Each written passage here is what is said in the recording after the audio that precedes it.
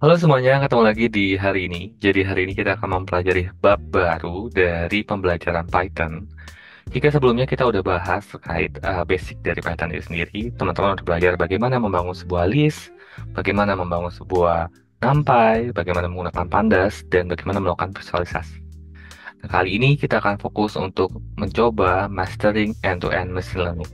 Dan di subbab kali ini, kita akan fokus untuk bagaimana teman-teman membuat machine learning life cycle untuk pertama kalinya seperti apa.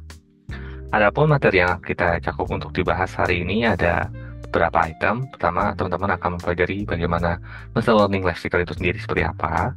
Yang kedua, kita akan coba berkenalan dengan use case yang akan kita selesaikan kali ini.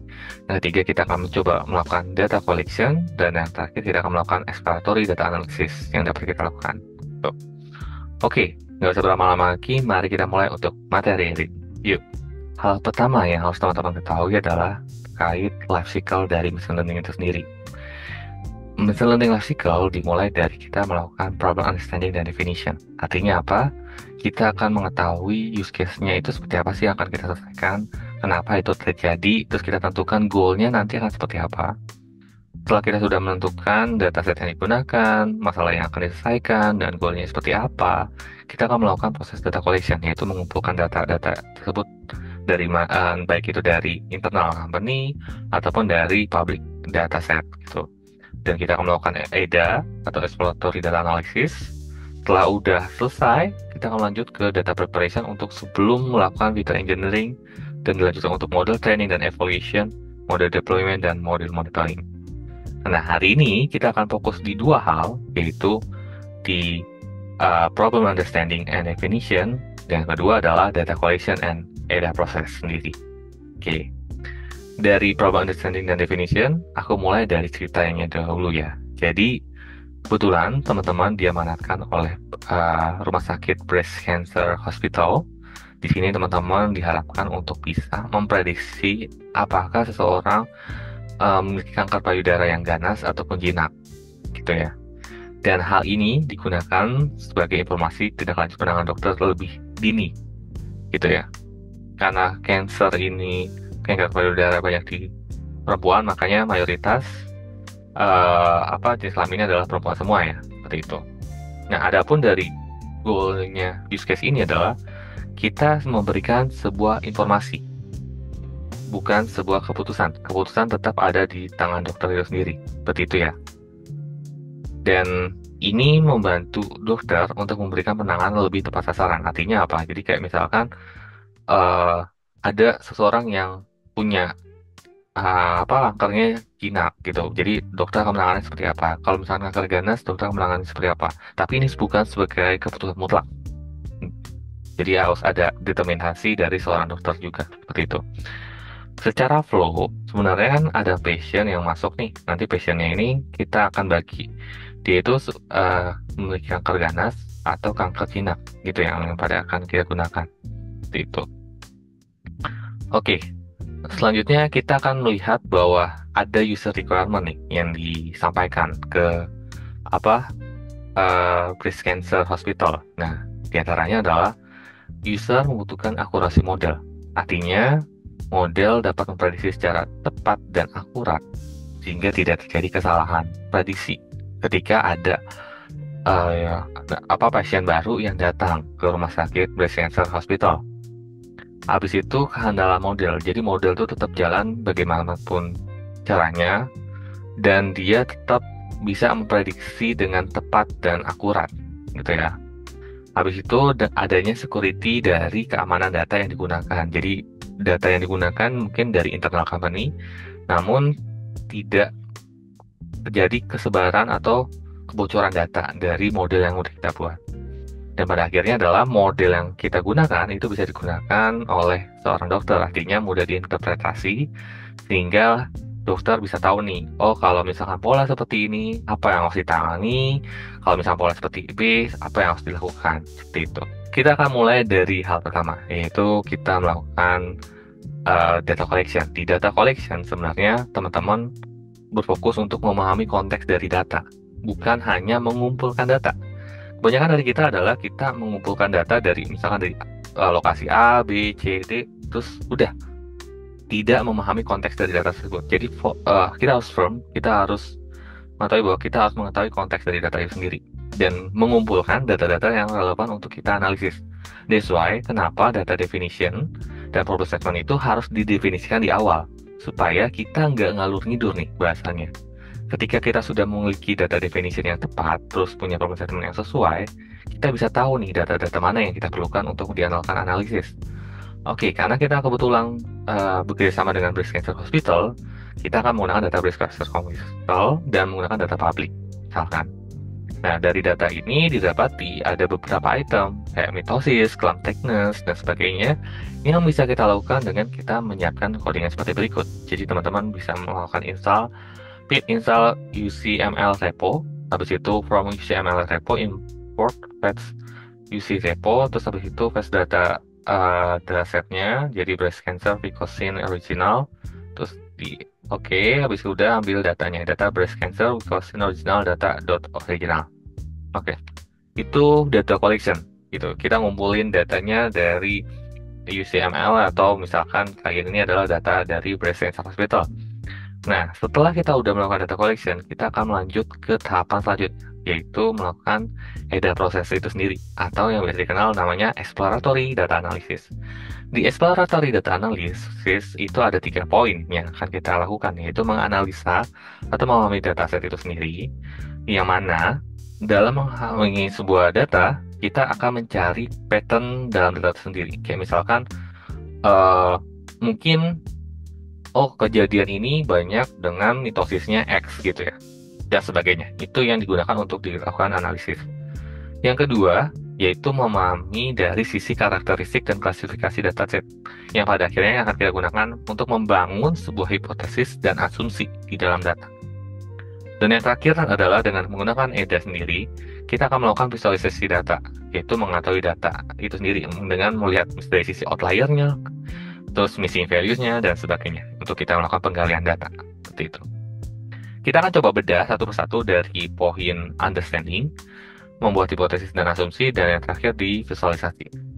Di understanding sendiri, fokusnya adalah, ingat, memahami pattern dalam data. Artinya, kita menggali dari datanya sendiri. Contohnya, kalau misalkan teman-teman ini pengen tahu datanya, ya pasti kita lihat dulu dong snapshot-nya dari data. Cara termudah untuk melihat data snapshot datanya dengan menggunakan data.set. Nah, dia akan menampilkan 5 data teratas. Kita akan lihat nih, kalau sampel code itu isinya kayak gini, clamp thickness isinya kayak gini, uniformity of cell size seperti ini, dan seterusnya. Kita tahu nih, data snapshotnya seperti ini, gitu. Dan kita juga bisa melihat dari data.info. Dari data.info, kita bisa menyimpulkan dari datanya. Menyimpulkan datanya seperti apa. Jadi kayak lihat dari kolom-kolom yang adanya itu apa aja. Terus kita menampilkan apakah datanya ada nol atau enggak. Kalau misalnya teman perhatikan di sini ada nol ya di bare nuclei, yaitu sekitar 16 item lah. Karena totalnya ada 659 semuanya. Terus kita bisa melihat dari tipe datanya. Nggak cuma itu, ketika kita memahami konteks data kan kita juga perlu dari sisi statistiknya. Bagi teman-teman yang udah familiar statistik, kita bisa lihat dari deskripsi statistiknya menggunakan data describe, gitu ya. Ataupun kita juga bisa melihat dari jumlah row dan jumlah kolomnya dengan data.shape. Jadi nanti akan ditampilkan jumlah row dan kolomnya ada berapa. Nah, setelah kita melakukan menganalisa dan memahami dataset, kita akan lanjut ke tahapan karakteristik dan klasifikasi dataset. Nah, biasanya nih ya, kita menggali dari imbalance data target. Gunanya buat apa sih? Jadi kita mau lihat jumlah unik dari setiap kelasnya itu ada berapa. Upayakan jumlah target antara, misalkan kita ada 2 kategori nih. Kalau kebetulan aku ada malignant dan benign, dan di sini ada 2 kategori. Pastikan di 2 kategori ini mempunyai size yang sama. Artinya nggak dominan misalkan benign-nya. Mungkin aku kasih contoh sederhananya gini deh. Ada data yang spam dan ham gitu ya. Kalau yang datanya spam mungkin akan lebih sedikit dibanding datanya ham kan. Ham itu artinya data yang benar. Gimana caranya agar modelnya itu nggak cuma fokus ke data yang benarnya aja, tapi juga fokus kepada data yang spam. Karena targetnya kita adalah si model bisa ngeprediksi datanya itu spam atau enggak kan. Jadi kita harus ngebalancing nih si targetnya itu menjadi seimbang antara yang benar dan yang spam, supaya model itu juga bisa nih memprediksi keduanya dengan cara melakukan reimbalance datanya. Jadi kita akan resampling, itu nanti kita akan bahas secara detail di next class untuk mempersiapkan data preparation sebelum kita melakukan data modeling.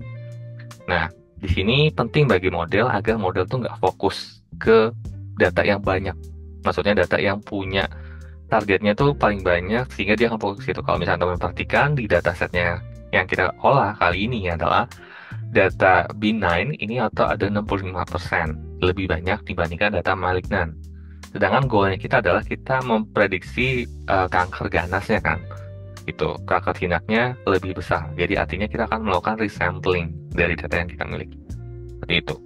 Setelah kita udah mau tahu nih dari karakteristik dan klasifikasi dari dataset, kita akan lanjut melakukan visualisasi. Gunanya visualisasi apa sih sebenarnya? Ini pertanyaan umum yang sering ditanyakan. Simple aja. Sebenarnya dari visualisasi itu kita untuk menampilkan tren dari data, gitu ya. Ataupun teman-teman bisa gunakan dari datanya ini untuk memprediksi missing values ataupun outlier. Gitu. Kalau misalnya teman-teman perhatikan di data bare nuclei di sini ya, di sini kita bisa lihat nih bahwa bare nuclei-nya tuh banyak di 1 dan di range 10 atau 9 di sini. Seperti itu. Jadi kita bisa lihat nih tren dari masing-masing data seperti apa. Nah, dengan adanya visualisasi, sebenarnya kita bisa buat dengan kernel density estimation, empirical cumulative distribution, dan bivariate distribution, gitu ya. Untuk ketika teman-teman melakukan pembuatan visualisasi. Nah, kita coba bedah dari sisi missing value. Nah, missing value itu digunakan untuk menghindari error dan hasil bias dalam model. Bayangkan kalau misalkan missing values-nya tinggi, ini akan mendorong model itu prediksinya kurang tepat sasaran atau bias. Itu makanya cara hal yang termudah untuk mengecek apakah data ada missing value atau tidak, kita bisa menggunakan isNull.sums. Jadi nanti kita akan menampilkan dari sini ada nama-nama kolom yang kita miliki. Terus di sini adalah jumlah yang nullnya ada berapa item. Kalau misalnya teman perhatikan di bare nuclei, benar ya ada 16 item di sini yang null, artinya nggak ada isinya, nggak ada value-nya. Cara handling null itu sendiri seperti apa sih? Kita bisa melakukan drop dari data tersebut ataupun melakukan pengisian. Itu nanti kita akan detail ketika melakukan data preparation. Nah, setelah kita mengetahui nih, oh ada missing value, kita juga bisa lihat dari sisi outlier.